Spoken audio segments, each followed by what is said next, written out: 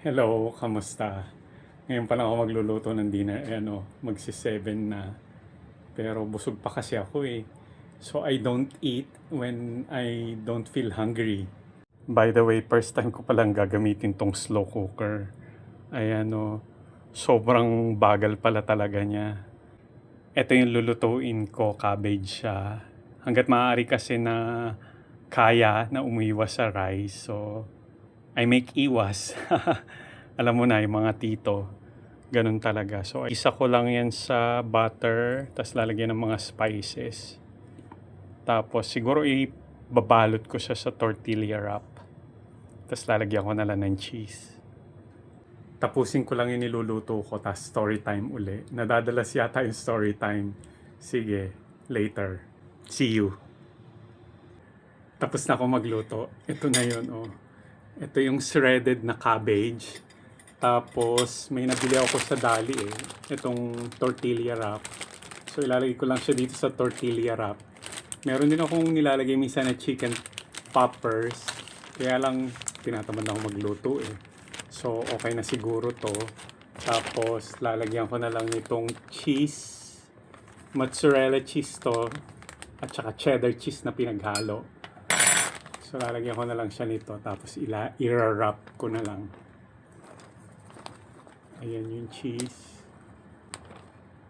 Ang dami pala niya. Lalagay ko lang tong cabbage. O kaya minsan nilalagyan ko ng meat. Kung sinisipag. Lalagyan ko lang ng cheese.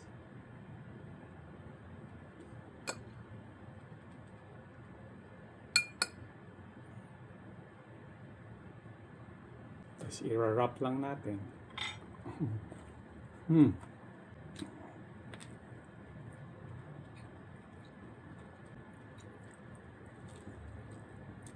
May kukwento nga pala ako eh. Wait lang. Naglinis pala ako ng bahay. Tapos, kakakalkal ng mga gamit. May nakita ako. Sakto, nagbablog nga. Medyo maraming storya na nakakabit dun sa nakita ko. Ito yun, nakita ko yung school ID ko.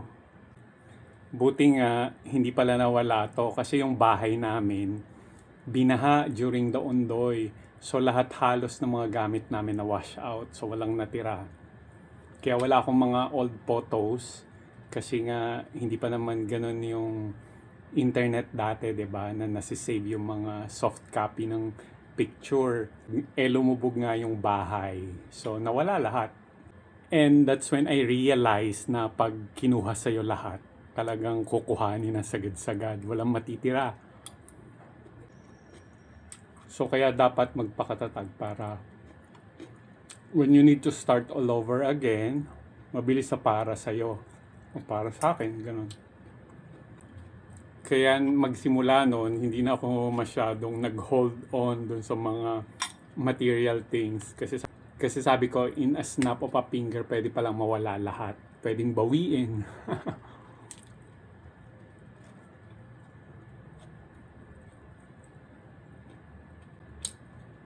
Dapat pala microwave ko yung tortilla wrap. Medyo nadudurog. Nung last week pa kasi to eh, hindi ko nakakain. Natatamad gumawa.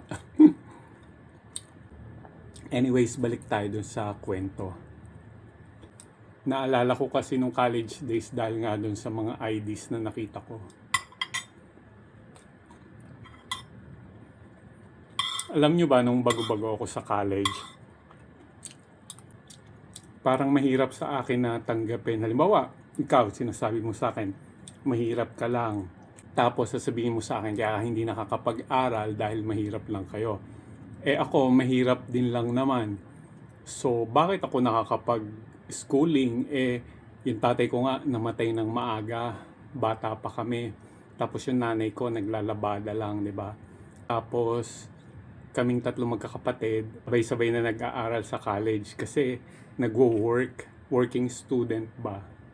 Hindi pa kasi ganun kalawak yung isip ko noon. So, hindi ko siya naiintindihan ng buong buo.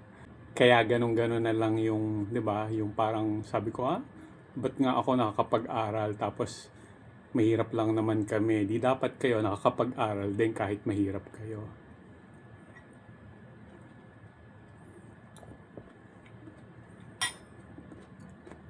Pero on my third year and fourth year sa college, doon ko nakita ng buong buo na mahirap pala talaga.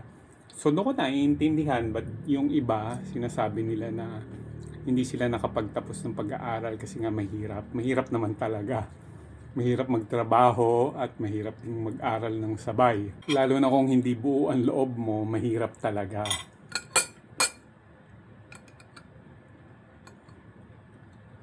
Tapos yung course ko, accountancy, 4 years lang yon.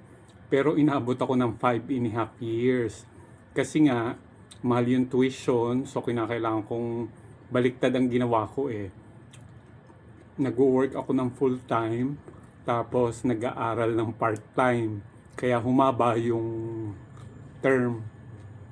Imagine you go to work ng 8 in the morning, tapos Makati pa yon.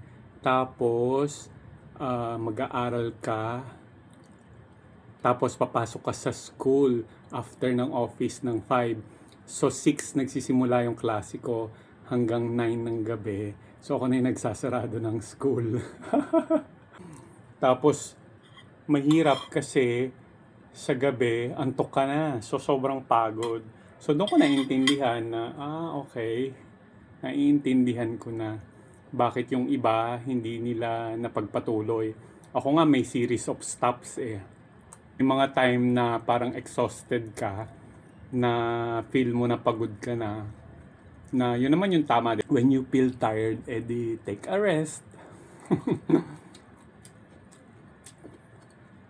Nakakasama pala yun sa buhay. Kinakailangan mo pagtagumpayan yung mga bagay-bagay.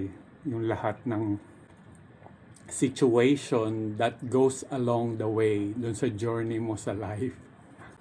Yung lesson lang kasi dapat kung may gusto tayong gawin natin na dapat buo yung loob natin. Parang no turning back. Minsan magpapahinga ka, pero you never stop totally. You will be back again pag nakapag-regain ka na ng enough energy uli. Ganun lang naman ang buhay. At sa huli naman, 'di ba? Iiwan mo rin ng lahat-lahat. So what's the use of, acquiring all the things in the world when in fact iiwan din naman pala in the end. O paano? Mapapahaba lang tong kwento ko, baka magkaiyakan pa tayo. Pero I hope ma-inspire kayo dito sa maiksing kwento ko. And this is another day in the life of Toto Bruce. Bye. Have a great day.